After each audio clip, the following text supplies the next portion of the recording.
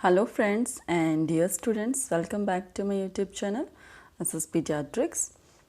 आज के लेक्चर में जो टॉपिक मैं आपके साथ डिस्कस करूँगी that is respiratory disorders usually in neonates. So neonatal respiratory disorders जिसमें मैं आपको बताऊँगी regarding meconium aspiration syndrome which is one of the most important respiratory disorder in neonate और apnea and hyaline membrane disease.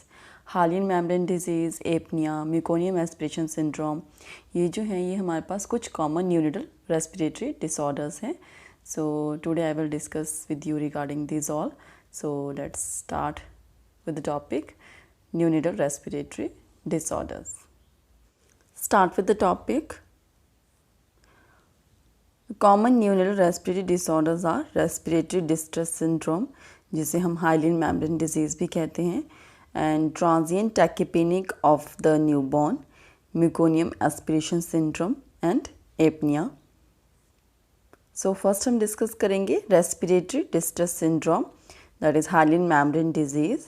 We usually define this as a respiratory distress syndrome is a low level or absence of surfactant system. So basically जो respiratory distress syndrome किस वजह से होते हैं, क्योंकि हमारे पास जो सरफेक्टेट है, जो लंग्स के एक आउटर मोस्ट लेयर है, उसको वहाँ पे एज अ सरफेक्टेंट होता है, और वो सरफेक्टेंट जो है वो बेसिकली गैसेस एक्सचेंज में यूजुअली हेल्प करता है, और लार्ज सरफेस एरिया हमारे पास प्रोवाइड करता है for the gases exchange, that is just because of the surfactant. और जो हमारे पास लो बर्थ वेट बेबी हैं या जो प्रीमेच्योरली डिलीवर हो चुके हैं, ठीक है, जिनके लंग्स फुली मैच्योर नहीं हो पाए हैं, उनमें यूजुअली सरफेक्टेंट जो है वो अब्सेंट होता है। दैट मीन्स कि गैसेस एक्सचेंज के लिए हमारे पास सरफेस एरिया यूजुअली ज़्यादा प्रोवाइड नहीं होता है। एंड जो रिस्क फैक्टर्स हैं, that is prematurity and low birth weight baby, as I explain you. And clinical presentation, first is grade one, then grade 2, grade 3, grade 4, ये ऐसे ग्रेड में divide किया गया है रेस्पिरेटरी डिस्ट्रेस सिंड्रोम को on the basis of जो इसके जो साइंस हैं वो कितने कॉम्प्लिकेट हो रहे हैं। So first is mild distress, that is rapid respiratory rate हो जाता है इसमें, प्लस नेज़ल फ्लेयरिंग होती है न्यूनेट्स में।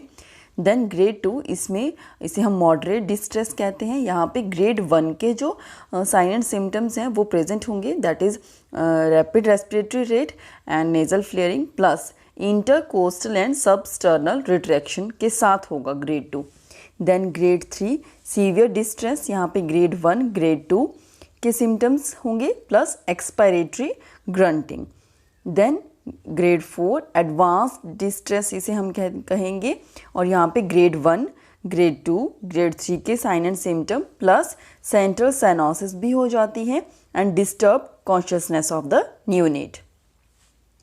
मैनेजमेंट क्या है? Generally basic support including thermal regulation, हम बच्चे का टेम्परेचर मेंटेन करेंगे, उसको पेरेंटल रूट के थ्रू न्यूट्रिशन प्रोवाइड करेंगे एंड द वेरियस मेडिकेशंस उसको प्रोवाइड करेंगे which includes antibiotics specially, and oxygen administer करेंगे to maintain the oxygen level of the neonate properly, oxygen saturation level को maintain करना है। And in case of specific management हमें surfactant replacement therapy करना है through ET tube, क्योंकि यहाँ पे सरफेक्टेंट का अमाउंट कम है which is responsible for the gases exchange. अब अच्छे से नहीं हो पा रहा है क्योंकि सरफेक्टेंट का अमाउंट कम है। Next is transient tachypnea of the newborn. यहाँ पे क्या होता है usually, it is a disease of near term और term infant who display the respiratory distress shortly after the delivery, and it occurs when the infant fails to clear the airway of lung fluid or mucus or has excess amount of fluid in the lungs। ये किसकी वजह से हुआ है? जब जो हमारे पास foetus होता है, ठीक है, तो वो अमनियोटिक फ्लूइड में होता है इनसाइड द मदर वूम, और वहाँ पे अमनियोटिक फ्लूइड होता है, तो वो बेबी उस फ्लूइड में ही फ्लोट करता है, तो वो फ्लूइड बेबी के लंग्स में, ईयर्स में, नोज़ में, जो भी ओरिफाइसेस हैं उनके थ्रू उसमें सर्कुलेट करता रहता है, बच्चा उसमें फ्लोट करता है, ठीक है। जैसे ही बेबी हमारे पास डिलीवर हो जाएगा तो वो फ्लूइड अब्जॉर्व होने में थोड़ा सा टाइम लेता है, ठीक है। सो वही फ्लूइड है, और if that infant is fail to clear his or her airway of lungs, जो उसमें फ्लूइड है उसको क्लियर करने में कैपेबल नहीं है और वहाँ पे एक्सेस अमाउंट में फ्लूइड रह जाता है लंग्स में, then this limit the amount of alveolar surface available for the gas exchange. तो गैसेस एक्सचेंज के लिए जो एल्विलाई के पास जो सरफेस एरिया है वो इतना अवेलेबल नहीं हो पाएगा कि वहाँ पे प्रॉपर अमाउंट में गैसेस एक्सचेंज हो सके। Risk factors, hypothermia and infant born by caesarean section and clinical presentation जो यहाँ पे यूजुअली होता है बच्चों में, the infant is usually near term और टर्म में होगा and exhibits the tachypnea shortly after the delivery and the infant में ऑल्सो डिस्प्ले माइल्ड ग्रंटिंग बच्चे शो करते हैं, nasal flaring, intercostal retraction and cyanosis. Spontaneous improvement of the neonate which considered as the most important marker of transient tachypenic newborn। ठीक है, तो ये just इसमें टैकीपेनिया ही होता है और वो ट्रांजिएंट क्यों, क्योंकि ट्रांजिशनल जो चेंज आता है न्यूबॉर्न बेबी का from inside the mother womb to outer environment, उसके ऊपर इस वर्ड का नाम रखा गया है ट्रांजिएंट एंड टैकीपेनिया, क्योंकि यहाँ पे उसका जो ब्रीदिंग रेट है वो यहाँ पे फास्ट हो जाता है, रैपिड हो जाता है। ठीक है, सो इसलिए इसको न्यूबॉर्न में ये डिजीज़ ऐसे दिया गया है। बट जैसे ही इमिडिएटली ये अपना कंट्रोल कर लेता है, जैसे ही उसका फ्लूइड अमाउंट जो लंग्स में फील हुआ है हेमरेटिक फ्लूइड, तो वो धीरे धीरे ऑब्जर्व हो जाता है, वो अपने आप से ऑब्जर्व हो जाएगा।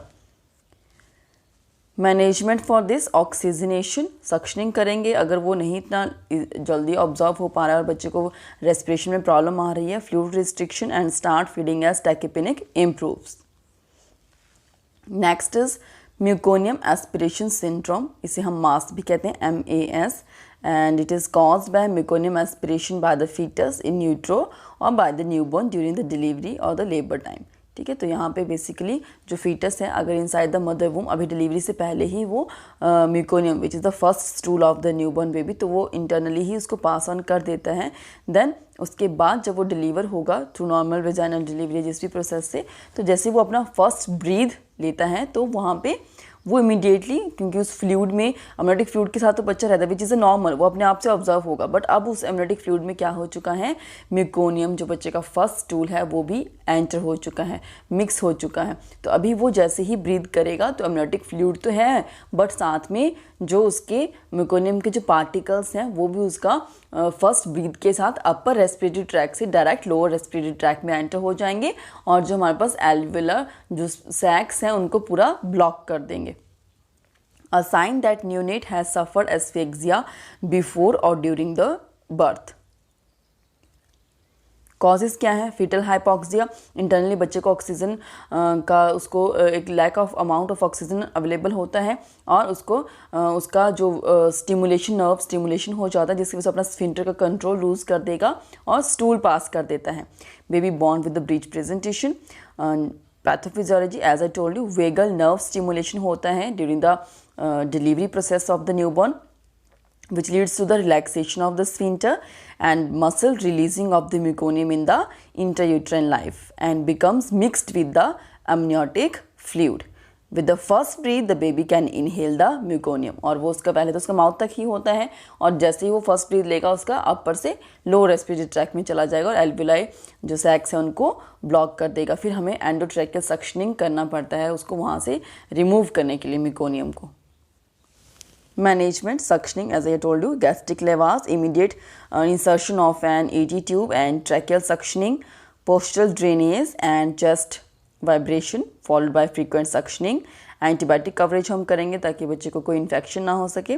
And oxygenation, maintain a high level of oxygen saturation that is more than 95%। And mechanical ventilation to avoid hypercapnia and respiratory acidosis. Next is apnea। Apnea is the cessation of respiration accompanied by bradycardia or cyanosis for more than 20 seconds। ठीक है, usually in a simple language जो हमारे पास newborn होता है वो अगर 20 seconds तक, more than 20 seconds तक अगर अपना रेस्पिरेशन को कंट्रोल करता है, स्टॉप कर लेता है रेस्पिरेशन करना, ठीक है, that is the cessation word, cessation of respiration, और जिसकी वजह से ब्रेडिकार्डिया होना लग जाता है और साइनोसिस, क्योंकि बॉडी को प्रॉपर अमाउंट में ऑक्सीजन नहीं जाती है। And types, pathological apnoea and physiological apnoea, depend upon the reason क्या है। Pathological apnoea with in 24 hours ये अक्कर होता है of the delivery and usually pathological कोई रीज़न होता है जिसकी वजह से बच्चा ऐसे करता है। And physiological apnoea apnea developing after the first 3 days of the life and not associated with other pathology, कोई और नहीं होती है, may be classified as a apnea of prematurity, बच्चा premature deliver हो गया है इसीलिए वो continuously खुद को proper respiratory pattern को maintain नहीं कर पा रहा है, इसलिए वो बीच में cessation of breathing हो रही है, that leads to the physiological apnea, क्योंकि वो premature deliver हुआ है just because it is a cause कि वो prematurity की वजह से apnea हो रहा है। Management, monitor at risk neonate, जो बच्चे रिस्क पे होंगे उन्हें प्रॉपर्ली मॉनिटर करना है, टैक्टाइल स्टिमुलेट करना है ताकि वो सो दैट कि वो अपना रेस्पिरेशन पैटर्न को मेंटेन करते रहें, रेस्पिरेट करते रहें। And if no response to tactile stimulation then bag and mask ventilation, that is positive pressure ventilation जो है वो न्यूनेट को हम एडमिनिस्टर करेंगे, should be use during the spell. And provide CPAP, continuous positive airway pressure or ventilator support in recurrent and prolonged apnea. Pharmacological therapy हम दे सकते हैं theophylline drug and treat the cause if identified. As I told you, अगर pathological कोई reason है, that means sepsis है या hypoglycemia, anemia है due to which the neonate undergo apnea, so हम उसको identify करेंगे और उसको treat करेंगे। So this is all about my today's topic, respiratory disorders of a neonate. So अगर आपको आज का लेक्चर अच्छा लगा हो और आप ऐसे ही और वीडियो लेक्चर सुनना चाहते हैं regarding paediatric nursing, so please मेरे चैनल को सब्सक्राइब करें SS पीडियाट्रिक्स और इस वीडियो को लाइक एंड शेयर करें। Thank you.